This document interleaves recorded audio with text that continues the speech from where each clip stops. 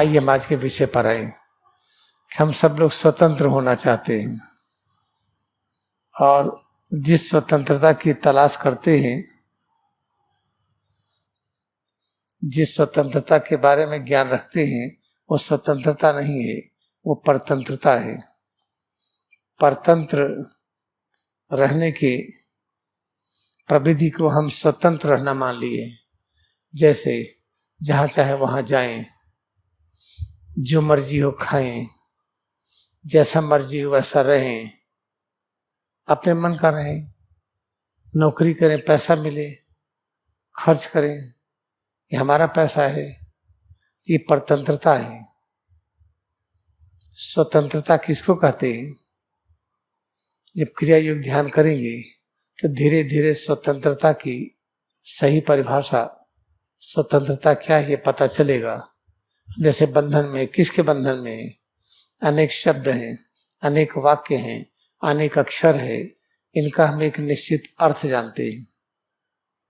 कितने पेड़ पौधे हैं, हम इनका नामकरण किए हैं, इनके बारे में पढ़ते हैं, इनकी पत्तियों का क्या गुण है, फूल का फल का क्या गुण है, वो पढ़ करके उस ज्ञान से बंध गए हैं। ये पता नहीं कि वो ज्ञान सही है कि नहीं, लेकिन जो पढ़ते हैं उस सूचना से, उस ज्ञान से बंध जाते हैं। हम स्वतंत्र हैं कहाँ? चलो मान लेते को सच है तो सच को आँच नहीं, उस पर आप चलिए तो सभी प्रकार के कष्टों से मुक्ति मिलना चाहिए। आँच है सभी प्रकार का कष्ट, बीमारी, तनाव, चिंता, गरीबी, डर, भय, अज्ञानता, ये सब आँच है। ये दुनिया क्या है पता नहीं, ये भी एक आँच है। हम कहाँ से आए हैं और कहाँ लोग चले जाते हैं, ये सब आँच है। अज्ञानता को आँच कहते हैं। तो अगर सच हमें पता है, जो हम जानते हैं, तो आँच नहीं होगी, लेकिन आँच है। इसे मान लीजिए सच पता नहीं है, सच की खोज करनी है। सच की खोज कैसे करें? क्या कोलंबस की तरह, वास्को डी गामा की तरह, या हम जैसे कोई चीज सामान खो जाता खोजते उस तरह से? ऐसा नहीं है। सच की खोज का एक ही तरीका है। जब सच को खोजें, इसका सिर्फ तरीका है शुद्ध प्रेम। शुद्ध और अशुद्ध प्रेम क्या है? शुद्ध किसको कहते हैं? शौच को। शौच क्या है? पवित्रता, ये पावन और पवित्र।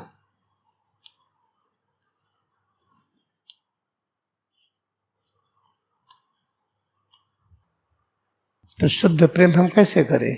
बड़ा आसान है, लेकिन शुद्ध प्रेम के बारे में जानते नहीं हैं, इसे अभ्यास नहीं कर पाते, और सुनते हैं तो उसको मानते नहीं हैं, उसको स्वीकार नहीं करते हैं।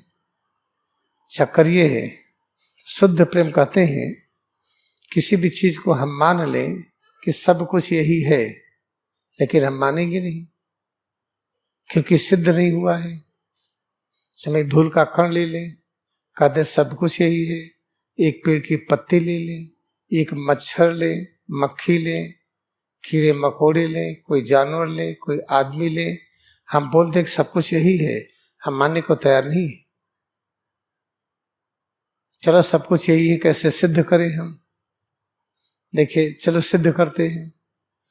चलिए परमाणु है, मान लेते हैं कि एक बूंद पानी लेते हैं, इसमें जो भी परमाणु है, खोज करते हैं है क्या। खोज करते करते इसमें क्या मिला? नेटवर्क मिला, इंटरनेट मिला। इंटरनेट मिलने से क्या ज्ञान हुआ? समय दूरी नहीं है। तो अगर समय दूरी नहीं, इसका ज्ञान इस एटम में मिला, परमाणु में मिला, तो क्या परमाणु क्या महत्व है नहीं? जो ये हमें बता दे समय दूरी नहीं है, सर्वव्यापकता का अस्तित्व है, तो कम कहाँ हुआ? इसे ब्रह्मांड की प्रत्येक रचना का महत्व अनंत और असीम है। चाहे धूल का कण हो, पेड़ की सूखी पत्ती हो, या हरी पत्ती हो, फूल हो, फूल की एक पंखुड़ी हो, कोई फल हो, उसके अंदर का बीज हो, कुछ भी हो, अपने स्वरूप में कोई भी रचना हो, उन सब का महत्व अनंत और असीम है। अनंत और असीम इसका अर्थ क्या है? उसके अंदर जाइए तो आपको पता चलेगा कि आप अनंत हैं। हम अनंत हैं इसका अर्थ क्या है? हम सर्वव्यापी हैं। जो इंटरनेट का आविष्कार हुआ उससे पता चलता है ना कि सर्वव्यापकता मौजूद है। जो भी आपका मैसेज है, ईमेल है, कहीं से भी आप उसको खोज सकते हैं। आप यहाँ से ईमेल भेजिए, तुरंत आप अमेरिका में देखिए, रसिया में देखिए, अफ्रीका में देखिए, अपने पास देखिए, कहीं भी देखिए, तो सिद्ध नहीं हुआ। तो ये मानने को हम तैयार नहीं। शुद्ध प्रेम यही है। प्रत्येक रचना का महत्व अनंत और असीम है।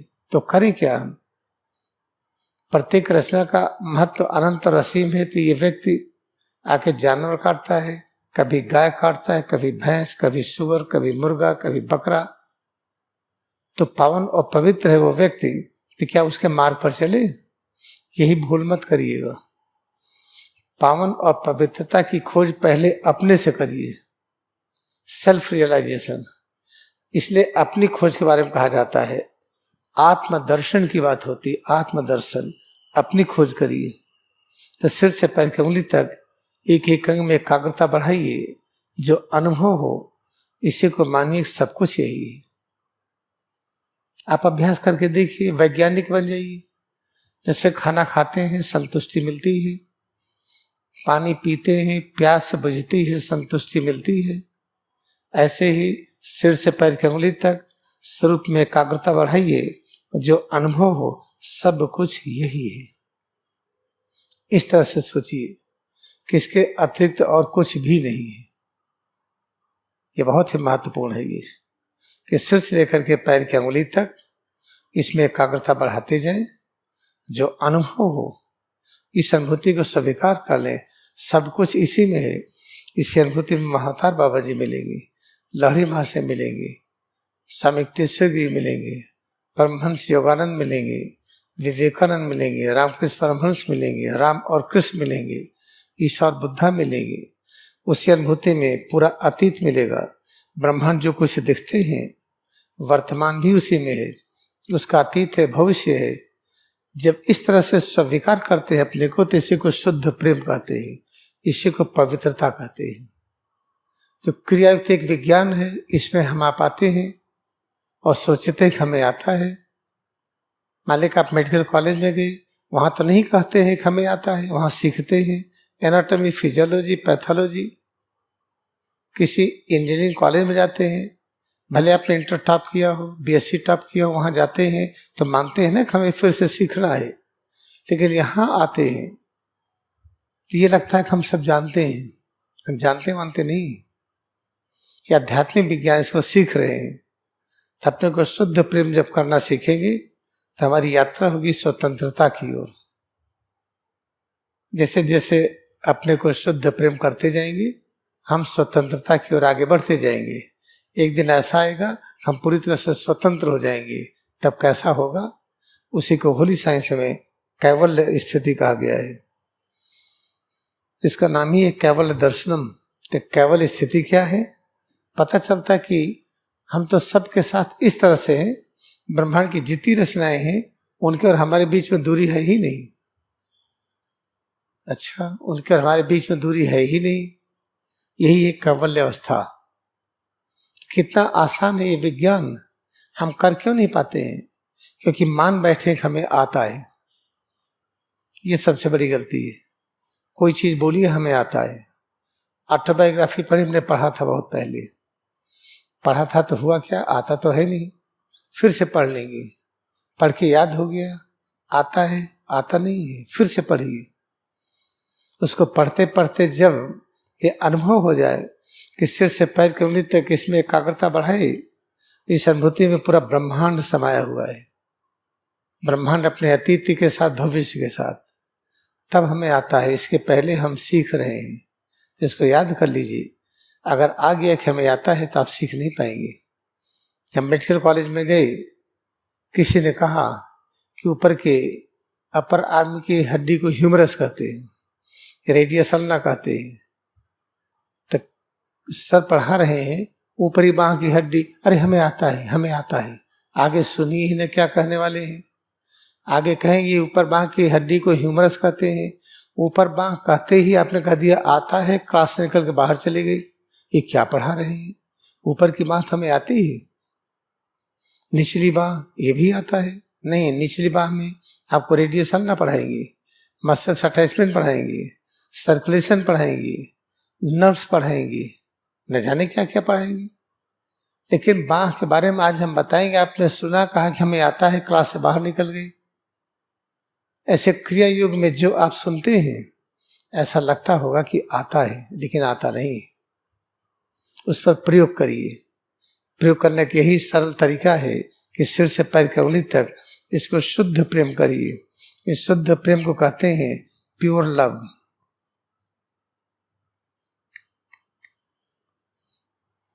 इसको प्योर लव करिए, फिर पता चलेगा कि हम कौन हैं। जैसे जैसे अपने बारे में ज्ञान होता जाएगा हम अज्ञानता से मुक्त होते जाएंगे। एक दिन अज्ञानता से मुक्त हो गए तो पता चला हम स्वतंत्र हो गए।